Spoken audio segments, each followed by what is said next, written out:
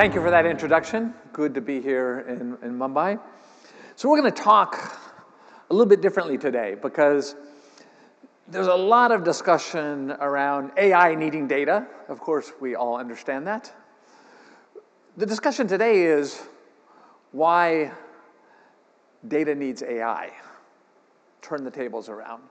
So we're going to talk about building data products using generative AI and AI agents to accelerate that process. Before we get into that, I want to address the most common question that I've had since I arrived in India last Sunday.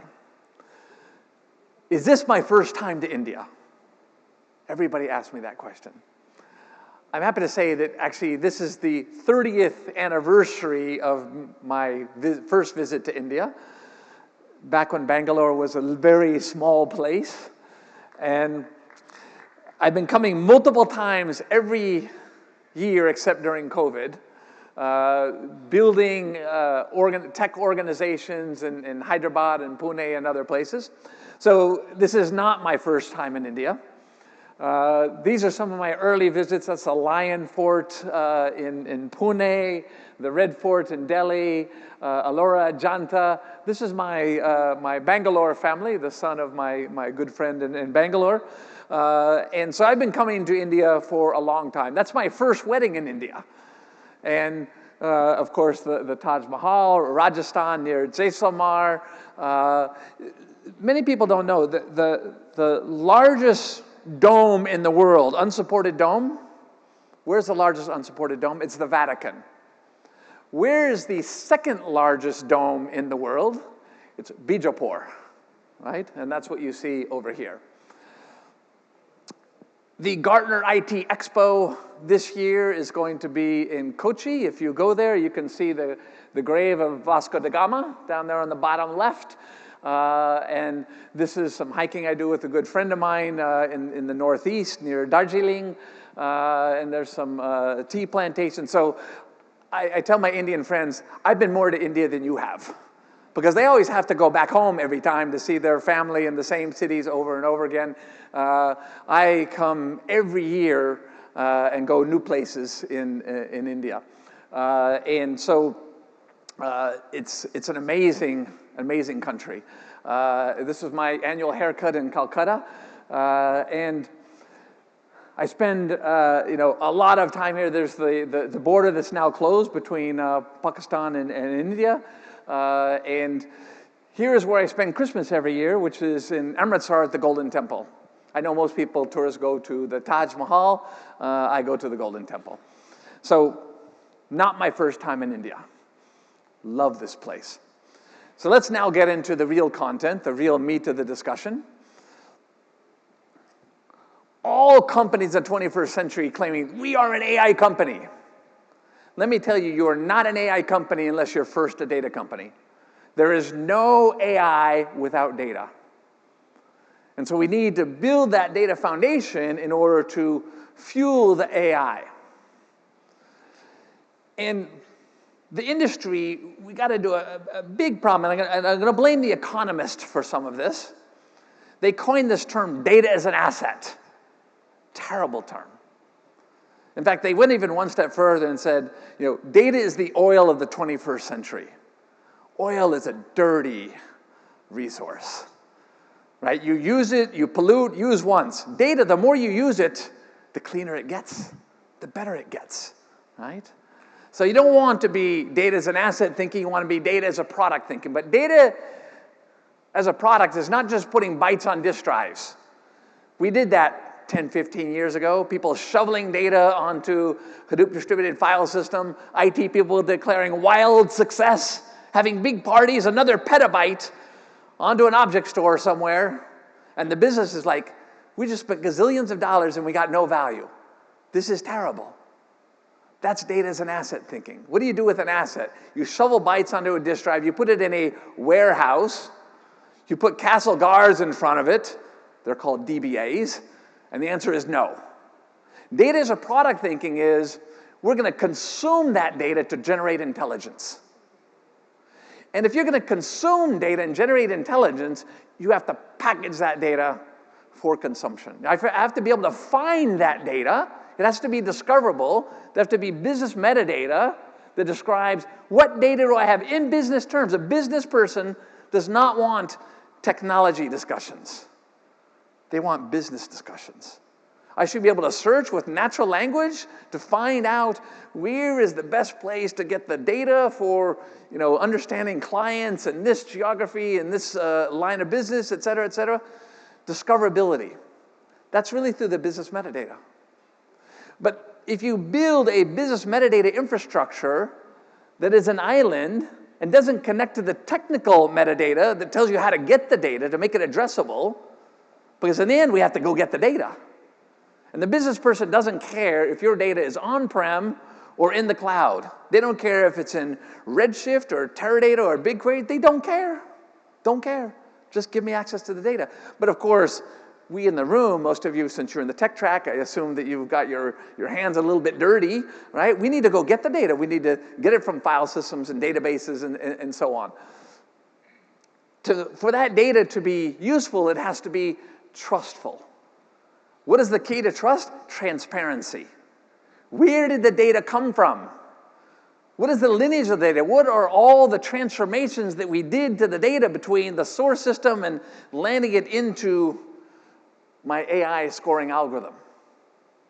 What are the data quality metrics? This is, again, all about metadata.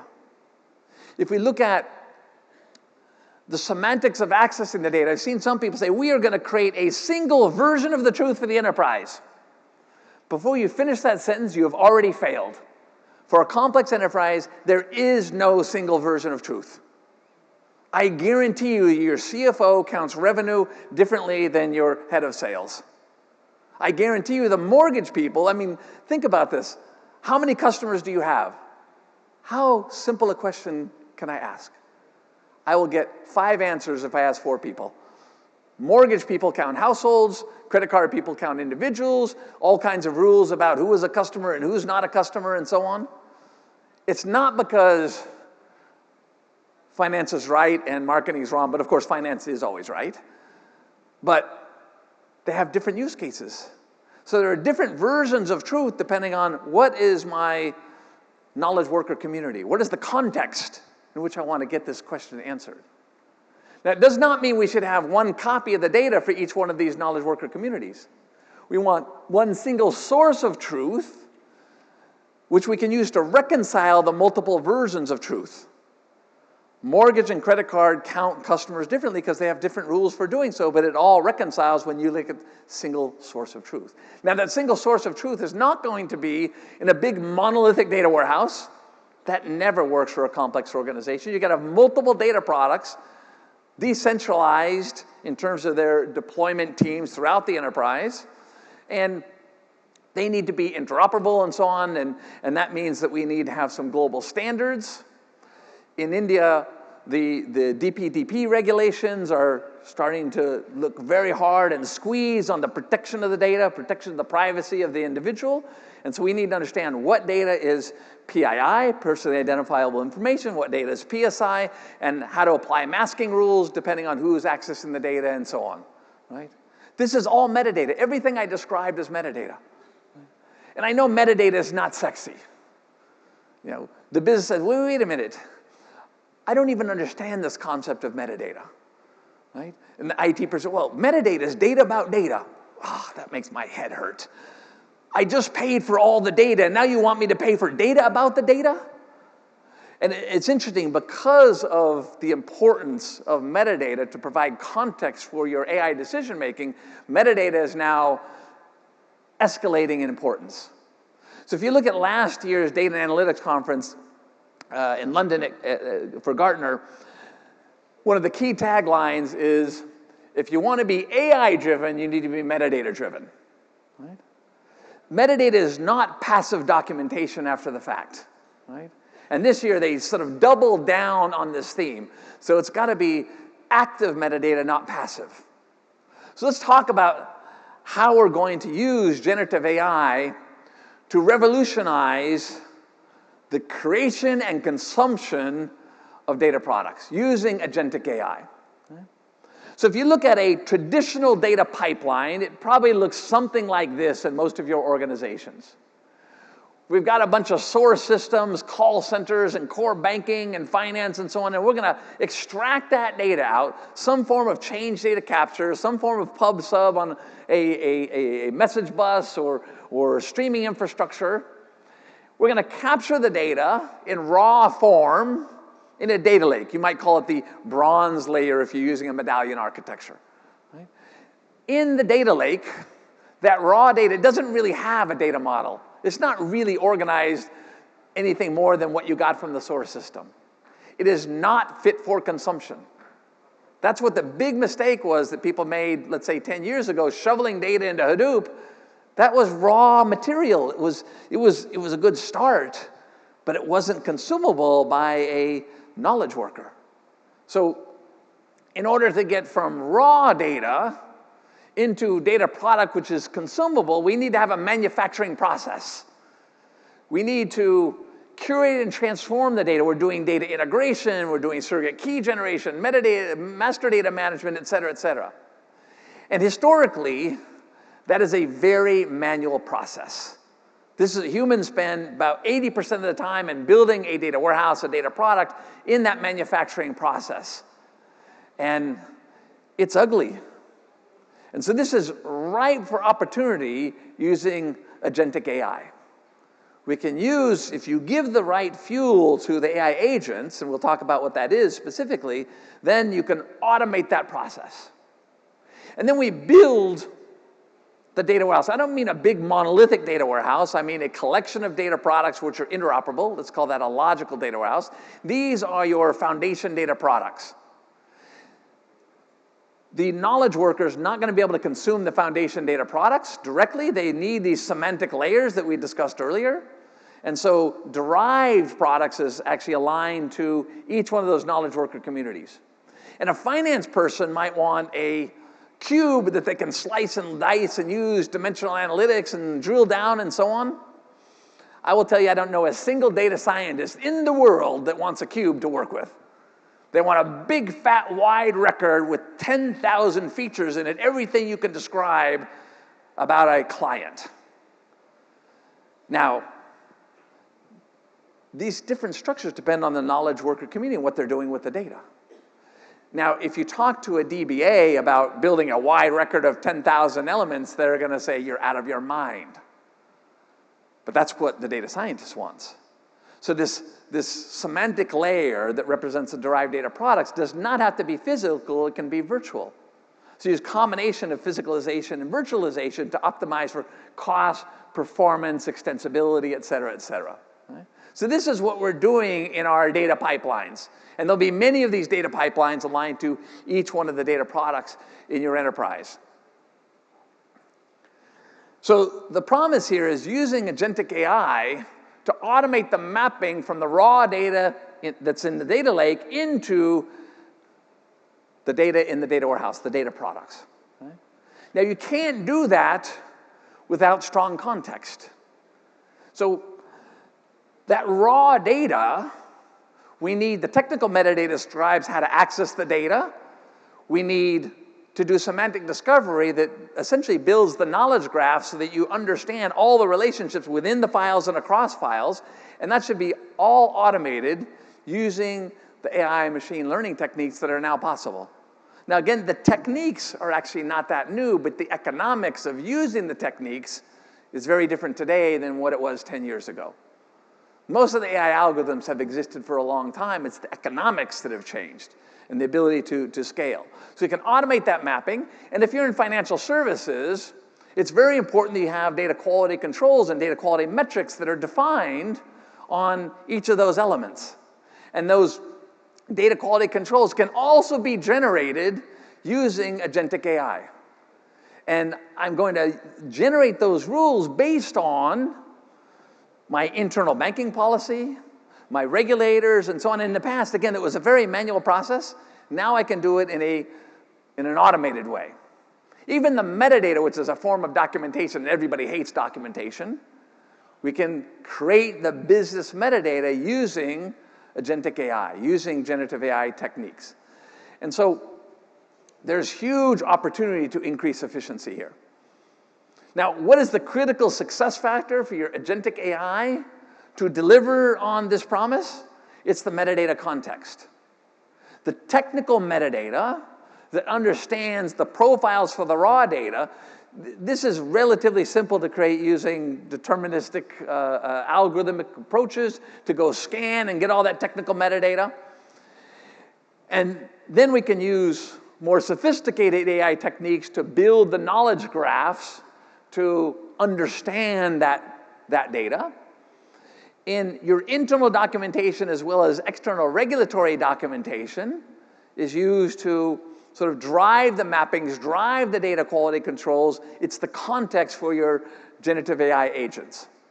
And then you have a target data model which you're mapping to, again, metadata context.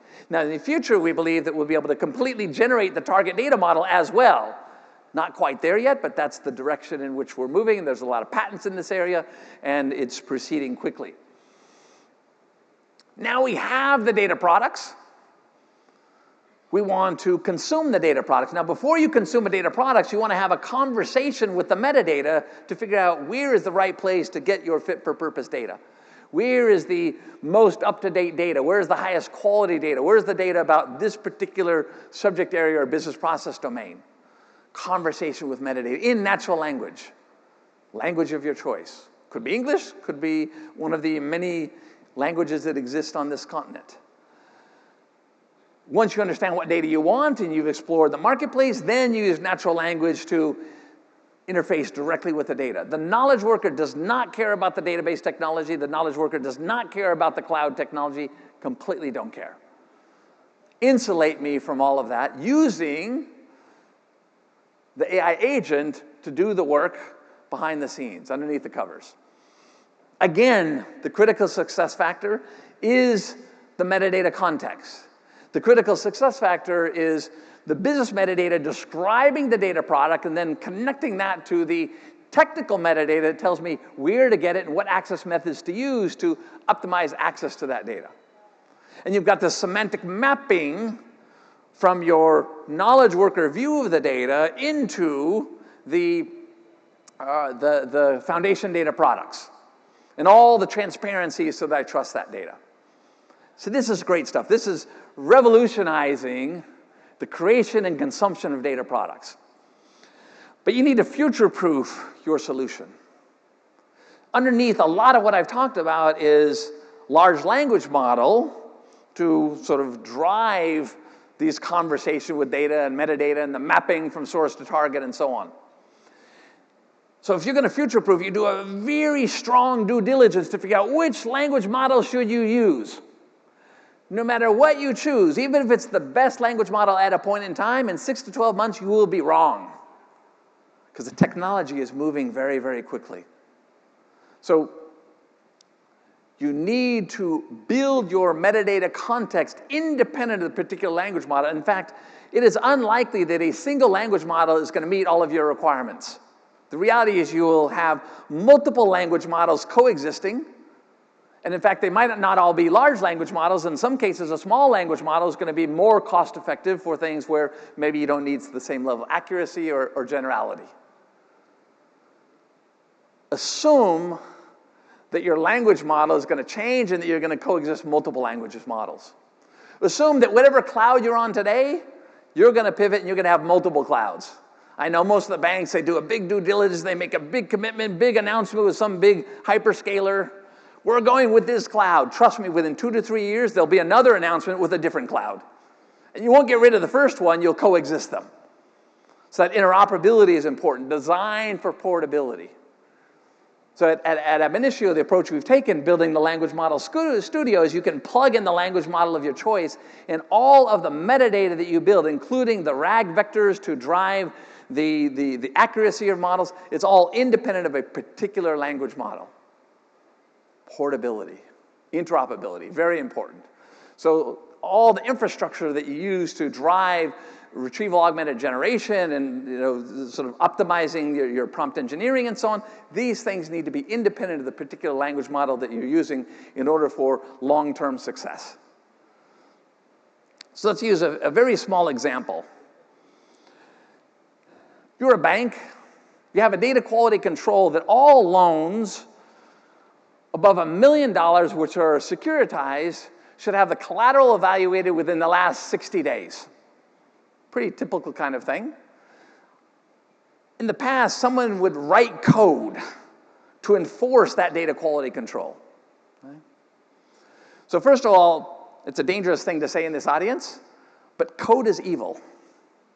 Code is tech debt. And so I see a lot of people measuring their success with generative AI as how many lines of code did I generate in the last month? And management is ticking boxes. Oh, yes, it's good, it's good. And they don't understand that the more lines of code you have, the more tech debt you have. More code is bad. Right? The hard part is not code. The hard part is robust specifications that a business subject matter expert understands and that your regulator understands. So we could take this English language description, we could generate code. That would be a fail. We can do it. That's a fail. What I want is a robust specification in a formal language using your business terms extracted from your business metadata, and I'll use the AI agent to generate that. And then once I have that, I can compile this into highly optimized code. Now notice the difference in terminology. It's very purposeful. When I generate a specification, when you use a large language model, it is non-deterministic. By the way, if you use 3 programmers, it's also non-deterministic because they will do it in 3 different ways.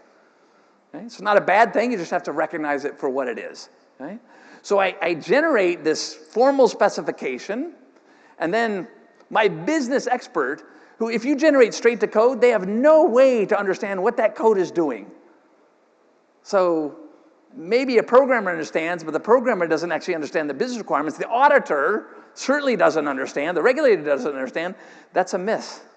So you generate the formal specification, you review it, yes, I agree or I don't agree, you tweak it, and then you compile. Compilation into code is highly deterministic. And I could change the underlying database. So in this example, some of the data is an Iceberg on OTF, on Azure, and then we got an Oracle database is on a different cloud and so on. And if I change the Oracle database to a Snowflake database, nothing here changed. All we do is compile to optimize for a different target. That's very important. So when you deploy, you might deploy initially on one cloud or on-prem and move it to another cloud, another database, and so on. The hard work that you did is completely preserved. This is very important from a future-proofing point of view. So the fastest path to data products is leveraging agentic AI. Leveraging the language models, and I use that in plural because there will be multiple language models that you're probably going to use at least over time, both for creating the data products as well as for consuming the data products. Now, in order to make this work, we can talk about the sexy AI fabric. Yes, of course, you'll hear a lot about AI today. But that knowledge fabric is very important. So, in the past, we talked a lot about prompt engineering. Now the discussion is about context engineering. When you hear context engineering, think metadata. That's what's going on behind the scenes. And then you separate the logical definition of your formal specifications from the deployment, which is where the compute fabric takes, because of course you have to be able to implement everything and make it real, et cetera, et cetera. So this is a very, very small example. I'm going to go through it very quickly. One of the keys to success is leveraging the ecosystem. No one solution is going to do all the work for you. Okay? So Model Context Protocol allows you to interoperate across multiple AI agents. So any reasonable deployment of any agent is going to allow that agent to interoperate with other agents. And maybe they're a client, maybe they're a server. But for example, for this very large American bank, they are using, let's call it a co-pilot technology from a small startup company. The technology is called Devon. And their goal is to improve the productivity of their software engineers by leaps and bounds. Of course, everybody's making these promises and so on.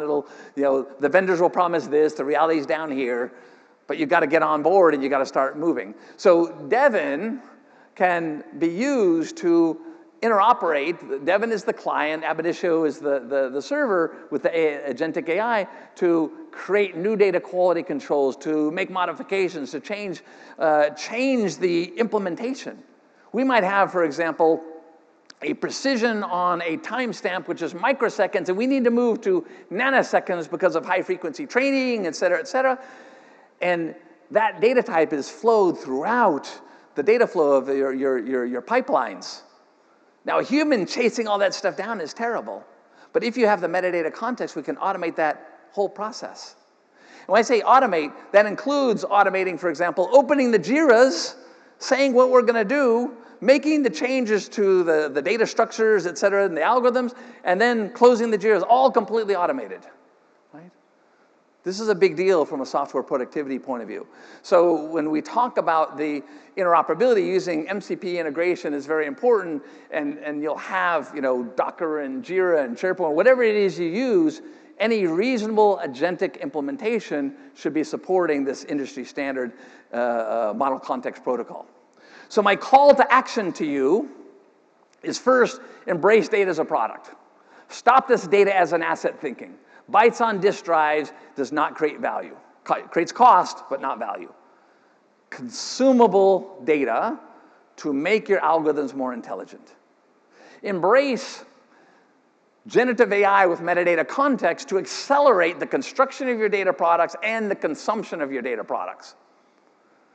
And there's some very nice demos that you can go to in the room over there where you can see how Nostradamus, for example, is using some of these technologies. So I'd encourage you to go look at some of that.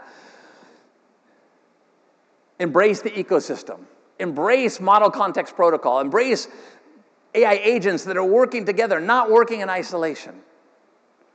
Embrace interoperability across multiple cloud providers, across multiple language models, both large and small language models.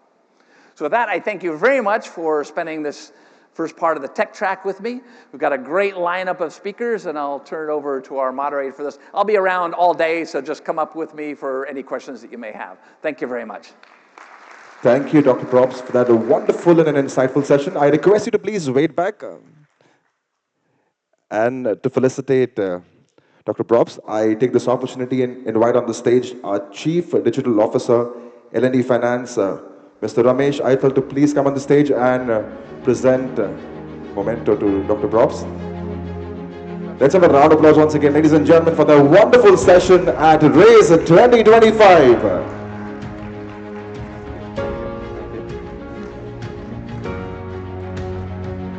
Thank you so much.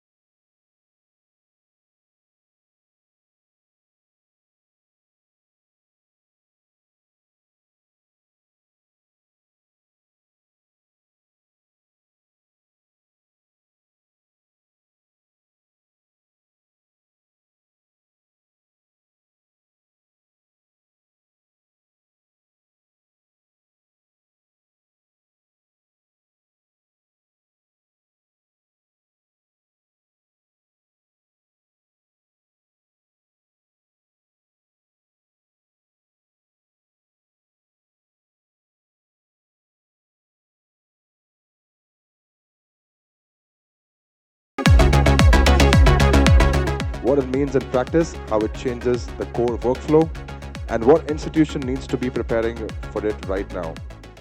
Leading the masterclass are two practitioners driving real adoption in the industry. Mr. Swaminathan Aiyer, the Senior Director for Cloud and AI, Microsoft India and South Asia, who works directly with the large financial institutions on AI transformation at scale. Joining him, ladies and gentlemen, is Mr. Murari Ramuka, senior technology strategist at Microsoft, focused on translating AI capabilities into operational systems and measurable outcomes. Ladies and gentlemen, please put your hands together and welcome on the stage Mr. Swaminathan Aiyer and Mr. Murari Ramuka. Welcome, gentlemen.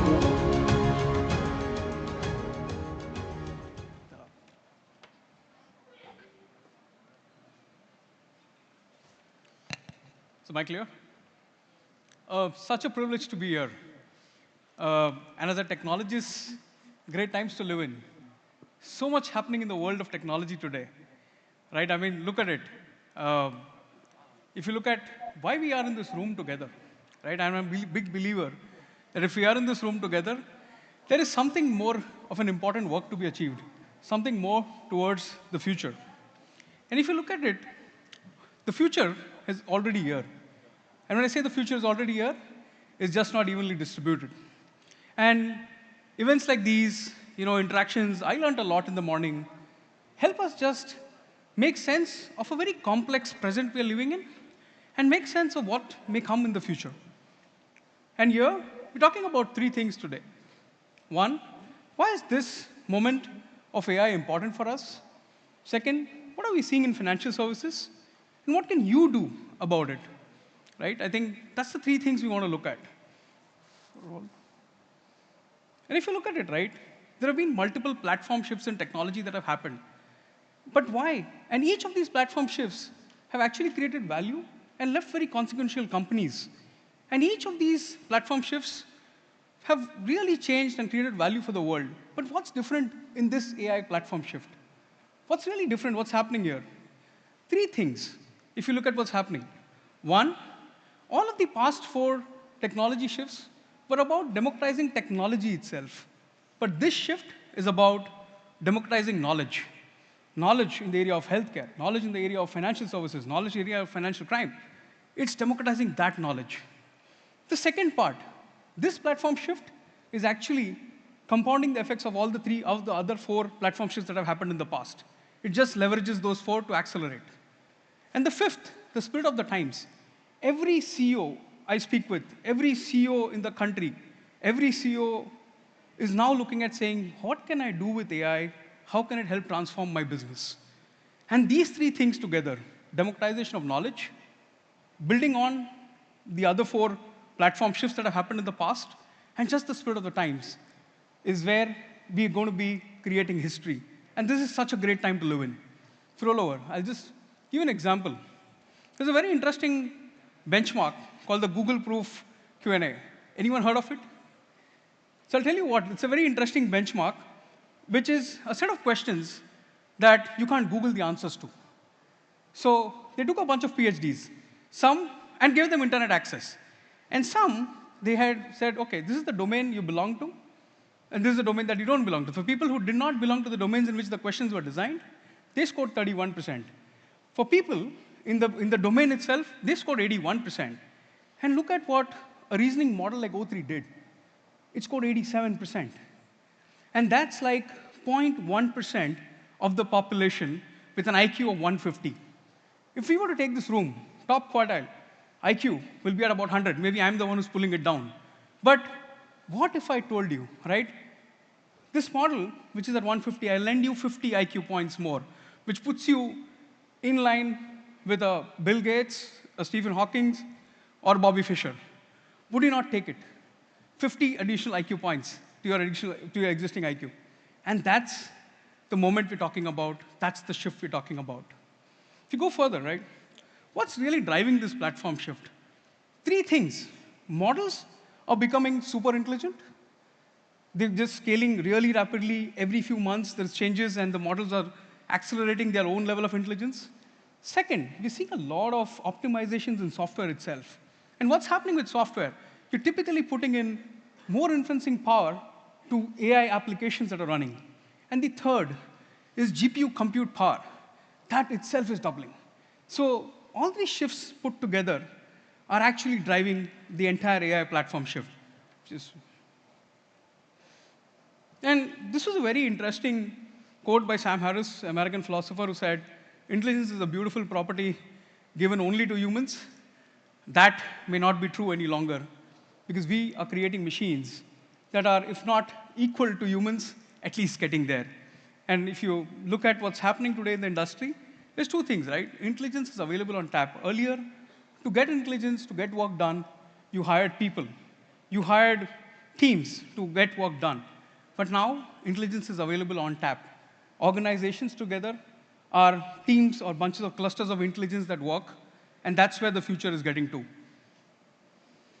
And now coming to what we're seeing in financial services, I'll just roll a video on what are the questions financial services companies are answering today with AI. And that'll give you an intuition of what's really happening in the world today. Roll the video.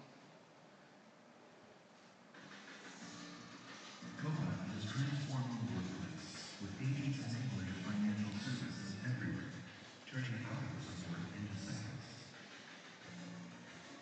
Meet our partner now. Using agents to create unparalleled value for our customers. Unlocking financial services specific skills to meet your needs wherever you are.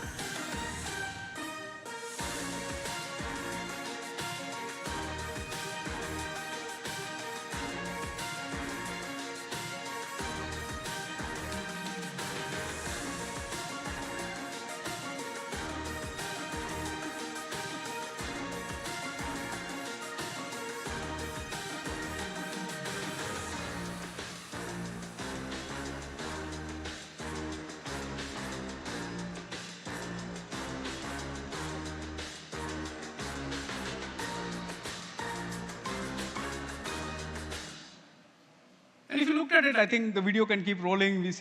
We're privileged to be seeing all of these use cases that customers are looking at in financial services. But what do you think is driving this? This is a very interesting metric and a study that Microsoft did, called the Work Trend Index. We publish it every year along with LinkedIn.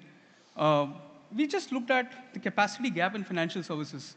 83% of execs believe that they just don't have the energy or the time to do the work they're supposed to do. It's just causing burden on the system. And if you look at the second part, it's about when you looked at saying, can we add a digital labor force in the financial services industry? About 82% of execs said, we're going to add agents in our labor force in the next 12 to 18 months. And don't mistake me why this is happening. If you roll over, the primary question to ask them was, when would you trust an agent vis-a-vis when would you trust a human? And three things, right? An agent that's available 24/7. The speed, quality, consistency of agents is something that someone can rely on, because you're tired in a day, you just don't respond, productivity goes down. Agents perform at a very consistent level. And third, essentially saying, I may be down, but I'm getting a constant stream of ideas. So we're not really looking to replace humans, but saying, how can we augment it? It's not, you can't just replace them, but how can we augment this entire force with the digital labor? And if you look at from where we're seeing this across the 3-year AI movie, which is like really popular now, the 3 sets of use cases we've been seeing, right? The wave 1 use cases, financial services institutions typically used AI for internal purposes. They looked at productivity, of how can we improve productivity of their own employees. And slowly, wave 2 started happening, where we said, OK, can we get to the customers? The amount of conversations I have today on voice agents, on agents handling customer services, are just there, right? India is just booming with these use cases today. And the third part, 2025, as we call it, the year of Agentic AI. The trust in these systems is going up to start saying, hey, can we build intelligent systems that once I give direction to, they help increase efficiencies in these processes. And wave 4 is we're fortunate to have some of these conversations with our customers to talk about what may truly be. We don't know what the definition of AGI would be, but then are we implementing those use cases, self-healing core banking systems? We don't know how those in the future will emerge. But then we at a vantage point to start having those conversations with customers. And if you look at it, three main models that I look at, how agentic is emerging in financial services. One is you had a human who's controlling what an agent did. You gave it a task, it did the task for you, it summarized a document, it wrote an email for you, it did the basic part of it. The second part is all about building teams, building digital employees. And we're seeing a lot of these use cases right now, saying, give an agent a task. It should be able to go sift through the noise in the organization, sift through the data, sift through the systems, technology, get you an answer, reason over it, and say, hey, boss, this is what I found. And you typically tend to be an agent boss. And the third area is all about setting a direction for the system to go ahead, and the system identifies and kind of encapsulates a goal-seeking behavior and says, these are areas that I can achieve. And to just show you what we're seeing in that space, I'll invite Murari to show you some demos on what we've been seeing and working with customers in multiple areas. Sure. Thanks, Swami. Good afternoon, everyone. I hope it was interesting. So what we are talking about here is agentic, right? And this is one of the, I would say, most popular world as of today, right? Even though we don't know maybe what is generative AI, but everybody want to hear and try something around agentic, right? So that is the world we are in. And as a frontier organization, what Microsoft believe is there are three areas, right? And when we talk about the journey, it starts with phase 1, where we are talking about AI assistance, right? Trying to use some assistance in order to help you, right? And the second one could be around the human-led agent. It is still governed and managed by human. And the phase 3, where we are trying to go ahead and take it autonomously, which is we are trying to make something human-led, but agent-operated, right? And we are talking about the third, which is the autonomous agent as of today, because I think first 2 is almost solved, and people are looking and the organizations are looking forward for the phase 3. If I go quickly to the next slide, right? I spoke about phase 1, but phase 1 is something like AI assistant. At Copilot, maybe if you're using Copilot, there are so many things which you can quickly do, right? Starting from, if I take a payment lending journey or payment lending manager, the task could be something product development, onboarding, all those are very easy with AI assistant, which is nothing but the phase 1. If I go to the phase 2 is more towards the human-led agent, and what we are talking about is how does we can go ahead and use those agents to go ahead and make something which is human-led driven decision. And if you see a couple of examples here, and I have tried to put it into a landing world, that how does the phase 2 looks like in agentic orientation, right? If you see, it starts with client advisor who gives a request starting from uploading the document, and then there will be a client advisor portal which starts from onboarding the customer. There will be an orchestrator, and this orchestrator, if you're talking about multi-agent terminology, definitely is one of the very important thing, because it decides that where, depending on to the context of the question, should go ahead and ask and bring that agent in the picture. So it starts from orchestrator, then it goes between multiple different agent, what we call it as a web of agent, where they are classify agent, they are document extraction agent, and there are so many other policy check agents, because if you're talking about the landing journey, definitely one of the very important aspect is the underwriting, right? Trying to understand the document and seeing that whether the document which has been submitted is complying with the requirement or not. So again, this is the phase 2 which we are talking about, which is human-led agent. Let's go to phase 3. And under phase 3, if you'll see, right, we are talking about a complete orchestration or complete journey, which starts from maybe customer starts from maybe filling the application, trying to go ahead, and then the agentic flow comes into the picture, which takes the complete entire journey via the human-led agentic operated way of execution of that stuff, right? So here, humans set the direction, but finally the execution will be taken care by the agent, and that's why we are talking about the autonomous agent. Again, there are multiple different tools, technology, which are available within Microsoft, which enables you to go ahead and try to solve that autonomous agent, which is a phase 3 problem. What I will quickly do is, now I will quickly go ahead and try to demonstrate it via a demo, right? So let me quickly go ahead and reshare my screen, and we'll come quickly here. Yes. So what we are talking about, and as I said, we are in phase 3, and we are talking about multi-agent, right? So if I go ahead and start with that, there are 3 agents which I am talking about, which is a customer agent, merchant agent, and fraud, right? Though if we talk about the complete retail banking, there are so many aspects where we can go ahead and use, but I am trying to demonstrate a feature of multi-agent which can be used for fraud analytics, right?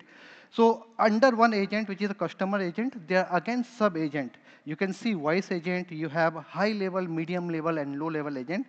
This agent management console help you to understand what is the status of each of these agents, whether they are ideal, what is the confidence thresholds, etc. And if it is connected, because for real-time streaming data, if you are trying to run it, you definitely need something like a real-time streaming data, and it is connected through the event hub. If I can quickly project the architecture, that how does it looks like. So this is a high-level architecture. Okay, so it says that from the front end, we are ingesting the data which is coming through agent terminal via the Azure Event Hub. And then there are 3 different agents along with sub-agents which are coming into the picture, starting from fraud agent, consumer agent, and merchant agent. And all these agents are powered via the Azure OpenAI and something called as the time GPT. I hope everybody aware about that, which is a time series GPT model. So it is powered via the time series GPT model. So this is a high-level architecture which I'm talking about. So again, going back, there are 3 agents, and all you can see right now active. I have the option to restart and maybe get it going. Let me quickly go ahead and try to start maybe running that agent quickly and see how does it is working.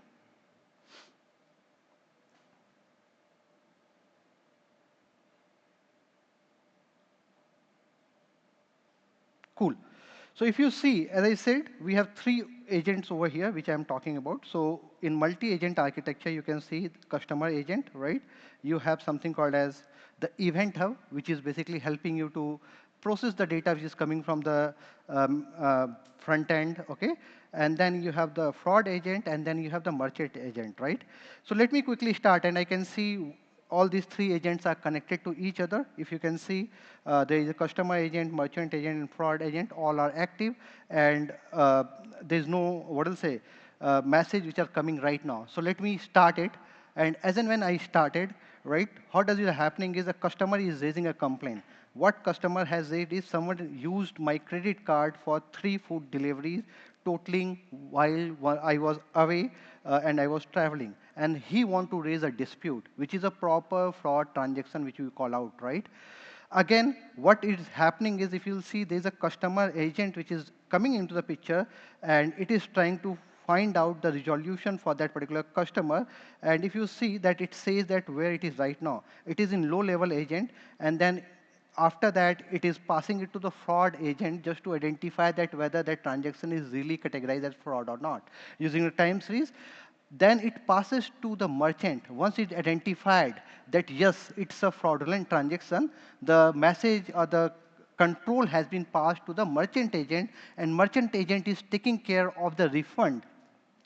Again, once the refund is issued, the request is completed, and what is happening is dispute charges has been successfully blocked, and the amount has been refunded to the customer. So again, at a very high level, what I'm trying to show is that how these 3 agents, which is customer agent, fraud agent, and nothing but the merchant agent, is interacting to each other in order to resolve a customer query. Again, this is just a starting point, and I'm just took an example of fraud detection.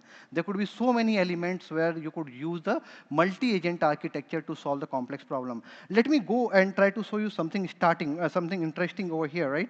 So there's a dispute raised, and again, there's a complete orchestration which is happening, and with that, the transaction is basically getting wide and the amount is being refunded to the customer, right? So that is how it is happening. If I go and try to just see that how does the fraud agents looks like, right?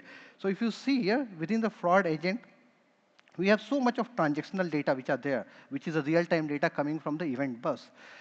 We have something called as the AI reasoning model, and I think Swami also spoke about it. We have one of the best reasoning model, and if I go ahead and just try to run the analysis on the transaction which has happened in the past and see that what is happening with my transactions, right?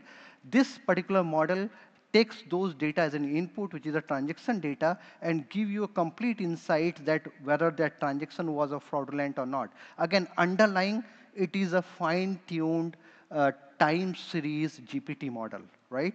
So what we have done over here is we have fine-tuned with a bit of data to identify that whether it's a fraud transaction or not, and it can go ahead and try to detect that transaction in real time and classify it as a fraud and non-fraud, right? So again, this is a standalone agent which I have shown you, but when it combined with merchant and consumer, it can help you to resolve any dispute-related query which is coming from the customer related to fraudulent.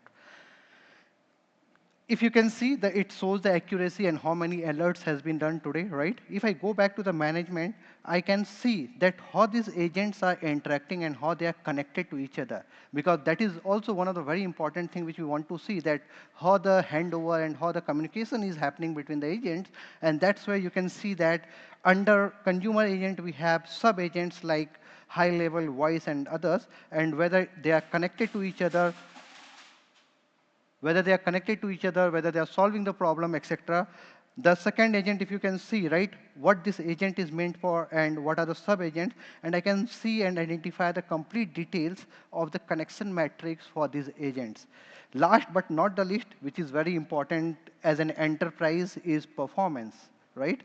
Everybody will see, Murari, that's great, but how about performance? If I go and run any agent and takes 30 seconds to respond, no, I'm not going to use that. And that's where the performance matrix comes into the picture. And here, all the data which you see is something around millisecond. So we made sure that we provided the right set of infrastructure, underlying infrastructure, to make it something which can be solved within millisecond. There are a couple of metrics which has been shown over here is something around user metrics, request per day, how many alerts has been generated, and what is the system uptime. Right? So this is just one part of it, but there are so many other things which can be done with agents, though I have just covered a bit of it, which is retail agent. But if we consider the complete financial sector or financial industry, we could have the agent applied on banking, mortgage, or insurance. With limited time, maybe we'll just cover the retail one, but happy to discuss in detail if you have any questions, anything related to mortgage and insurance, that how does phase 3, which is the multi-agent, human-led, agent-operated phase is coming up. So with that, thank you very much, everyone, and happy to take any question. Thank you. Thank you so much for that wonderful, wonderful masterclass. Did you guys have fun? Learned a lot? Yes? Perfect. So, ladies and gentlemen, I would take this opportunity and welcome on the stage Mr. Sridharan Kannan, Head Internal Audit L&T Finance, to come on the stage and present a token of appreciation to the gentleman on the stage. Thank you very much. Thank you.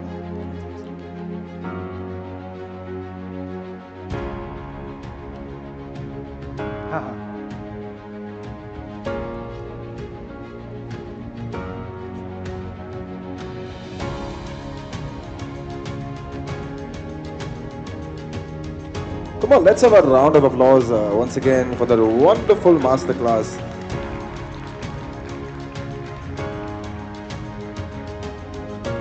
Thank you. Thank you. Thank you so much.